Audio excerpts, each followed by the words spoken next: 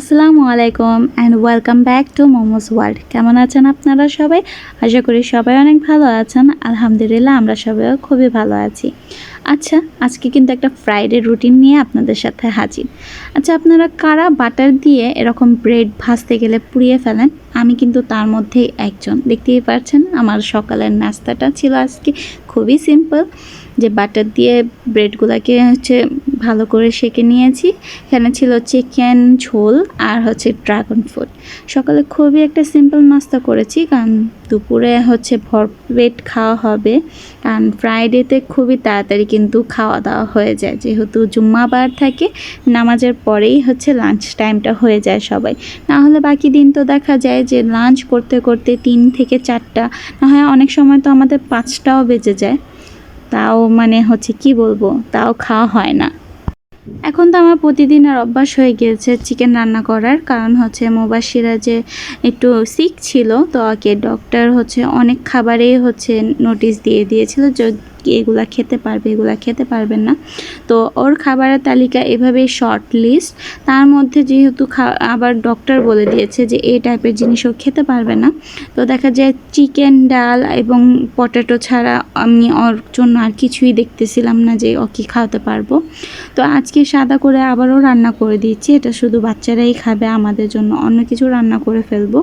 So আজকে আপনাদের সাথে কোনো কুকিং রেসিপি আমি বেশি ডিটেলসভাবে শেয়ার করলাম না। এটা জাস্ট পেঁয়াজগুলো হালকা লাল করে আদা রসুন পেস্ট দিয়ে দিয়েছিলাম। পেস্টটা একটু স্মেল চলে যাওয়ার পরে আমি চিকেনগুলো দিয়ে দিয়েছি। আর এগুলো ছিল দেশি মুরগি বলতে গেলে একেবারে।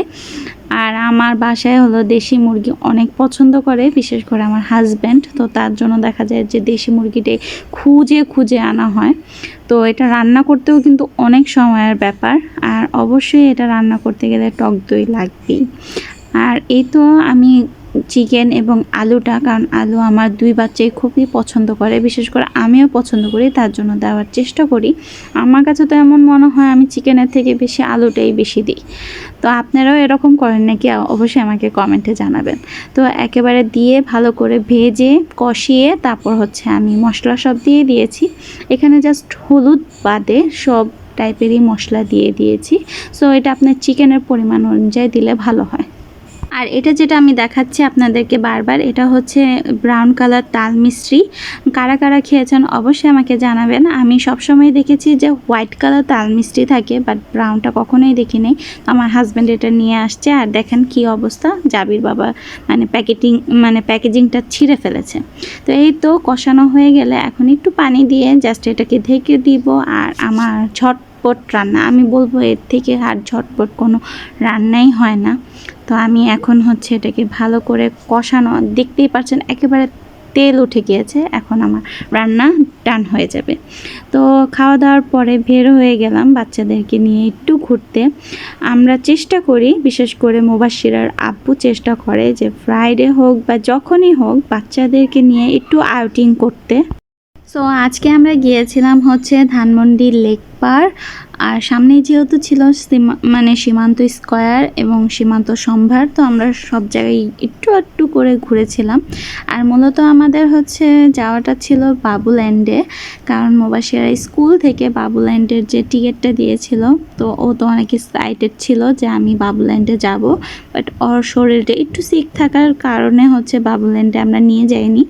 কারণ 2 ঘন্টা বাবুল্যান্ডে যে ওরা এত হুড় করে খেলবে, সেটা কিন্তু এখন ও একটু ঠিক হয়েছে। তো আমি চাচ্ছিলাম না বিশেষ করে, কিন্তু ওর পাপা চাচ্ছিল যে না বাবুল্যান্ড থেকে ঘুরে নিয়ে আসতে। সো সেটা স্কিপ করেছি, কারণ সীমান্ত স্কয়ারে 3য় তলাতে একটা রেস্টুরেন্ট আছে, সেখানে একটু খেলার জায়গা আছে, একটু KFC টাইপের। সো আমরা ভাবলাম যে না, সেখানে একটু খেলাধুলা করলেই ওর মুডটা ভালো হয়ে যাবে। তো এই তো আমরা এসে পড়েছি লেকের পাড়। দেখলেনি, আমরা বেশিক্ষণ না, কারণ মুবাশিরাকে এত হাঁটাহাঁটি করাতে আমরা চাচ্ছিলাম না।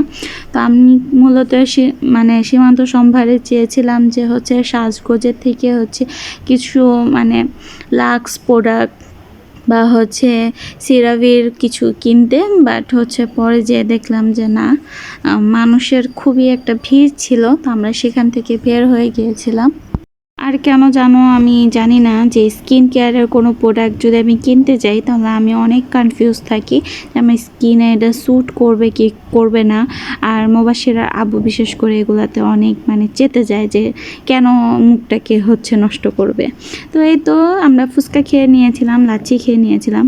আগে আমার এই ফুচকাটা এত ভাল লাগতো, আমি এখানে আসলে এটা মাস্ট ট্রাই ছিল। বাট এবার আমি যে পুরোই সারপ্রাইজ হয়ে গিয়েছি, একটুও মজা ছিল না ফুচকার পাটটা। আমি জানি না দই ফুচকাটাও কী করেছে, আমি এবার দই ফুচকা খাইনি, কিন্তু আমার কাছে নর্মাল ফুচকাটা একটুও ভালো লাগেনি, বাট লাচ্ছিটা বেস্ট ছিল। তো সীমান্ত স্কয়ারে এসেছিলাম নিচে ফুড কোর্ট থেকে, সেগুলা খেয়ে এই তো তৃতীয় তলা, আমি এটার কথাই বলছিলাম। এটা একটু কেএফসি ছোট ভার্সন বলতে পারেন। এখানে হচ্ছে সব কেএফসি টাইপের জিনিস পাওয়া যায়। আর ওই যে কর্নারে যে প্লে গ্রাউন্ডটা দেখতেছেন, এখানে বাচ্চারা একটু খেলাধুলা করতে পারে, মনটা একটু ফ্রেশ হয়।